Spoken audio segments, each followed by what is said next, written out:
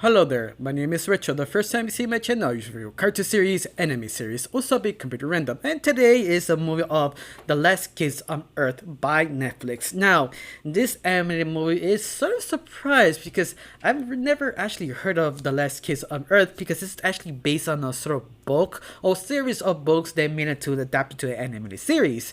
And that's the problem there. I thought this is an animated series was sort of promoted as the animated series. This was sort of surprising was an animated movie, but you know what? I'm okay with it because it was actually surprisingly good. It was interesting and satisfying. Now, the whole story of Last Kids on Earth is basically our main character is Jack, who unfortunately he's in the middle of end of the world. That he doesn't know how this creature zombies reappeared. It just sort of appeared this strange portal and try and survive. Basically, that's it.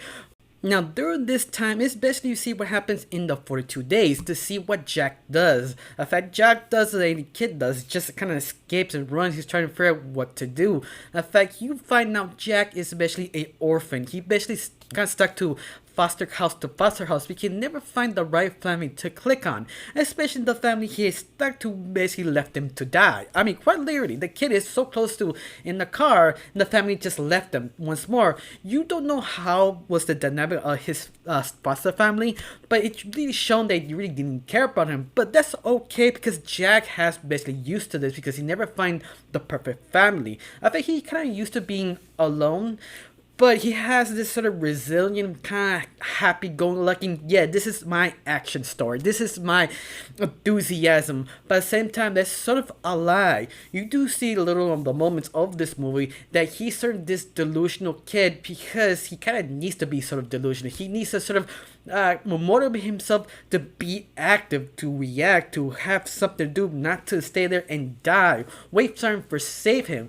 Of course, he sort of set up this kind of weird up there illusion that you know he's gonna fall hard, but he doesn't because he still has his best friend, Courtney, if I remember his name correctly. Now, describe Courtney, you has a kind of enthusiastic nerdy friend who knows a lot of science.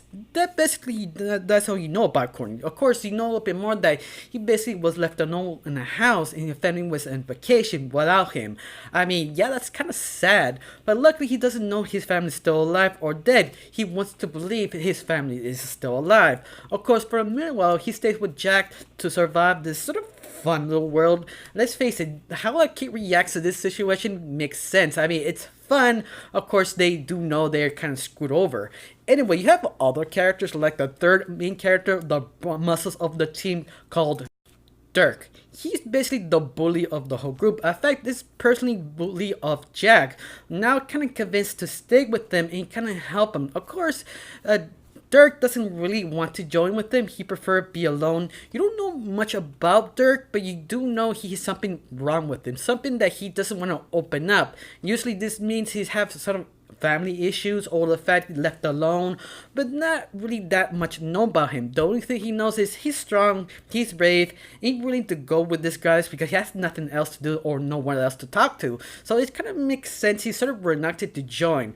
But in the end, you do like him. He does kind of fit the team perfectly because how strong and brawny he is. Now, he a final character called June is probably the only female character in this group. Luckily, she's not one noted. Sometimes it's basically a group of males and one female character there. Usually the female character is sort of boring, dull, or just angry for no reason because they don't know how to develop this type of character.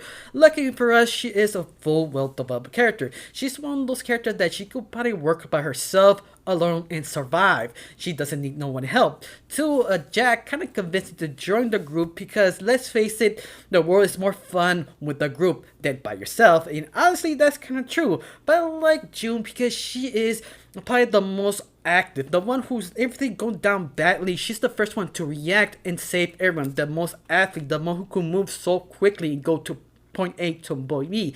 That's why she's so interesting. Of course, she's not super serious all the time. She has a a backstory that she was basically not close enough to go to her family because they need to escape. She basically left there in waiting. You understand that in how she's sort of a surrealist, the one who kind of stopped the group saying, think about this.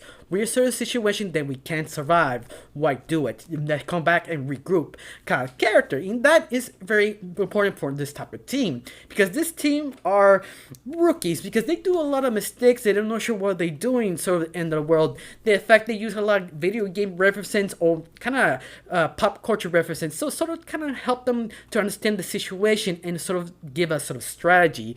These kids are not well trained. They almost die multiple times. In fact, how to describe the whole movie for one simple word is almost kind of action hero in the world, almost 90s kind of funness. Yeah, it's a world that you actually can't die, you actually can't kill creatures. But once more, any mistake they do is basically an end of them. But at the end, they still need to explore it and figure out what's going on and survive and hopefully find more people to, I don't know, make himself more safer. But at the end, they decided to kind of barricade himself in a treehouse because it feels more comfortable. And of course, that's how the whole show goes. It's just sort of funness on the visuals of a child. I love about this is they have so much fun. If the character has fun, we as the audience have fun, and that's okay. I mean, it's not that perfect. You have certain moments that's kind of iffy, like how Jack is over exaggerated obsessed with Rose. I mean, so the point that is sort of disturbing, but at the end, it's in our world and nothing really to do. It's just you have to do something. You have to have something in your mind before you go crazy. They do point that out, but at the end, it's kind of love how they kind of bust Jack's bubble, because yes, it's kind of unhealthy, and yes, Rose is not dental of a distress because she is capable. He is not the action star. He is just a guy, just a kid who trying to survive. And I love that kind of surreal that trying to put you in the ground. You can't go in the air and imagine things going on, imagine going your way. It doesn't. And that was so special about this series. You can have fun, but you have to be sort of realistic kind of fun. And that is okay over my books. If I had to say something about the animation, they do copy something about the original books. They're trying to get the same feel of the animation, but more fluent. And that's sort of okay, but I like if they have more experiment in the animation. Besides that, that's the only complaint I ever have. I mean, everything is good. I just wish the dialogue was a bit better, but besides that, it's nothing much to complain about. It's a really fun, so realistic, kind of chaotic end of the world situation without giving any answers. I mean, that's one big question is who summoned these creatures? I mean, it was magic, science, and really don't answer anything. It's basically saying just go look at the books and read it. They have the answers there. Or wait for the second movie to come out if this series was greenlit. Of course, this is supposed to be a series, and I think it is. It's just setting up for maybe a couple months later they show up the whole series. But besides this is worth watching because it's so much fun. It's so much everything. Something that if you want to relax and watch a good, funny film, this is it. This is something have quality invested in. People care about this story, and that is good enough to me to recommend. Now, I got nothing else to say. Just one question: what was your favorite character? What was your favorite moment? What is the thing you love about this movie, or what you hated? I got nothing else to say. Just thank you for watching. Don't forget to subscribe, and have a wonderful day. Bye.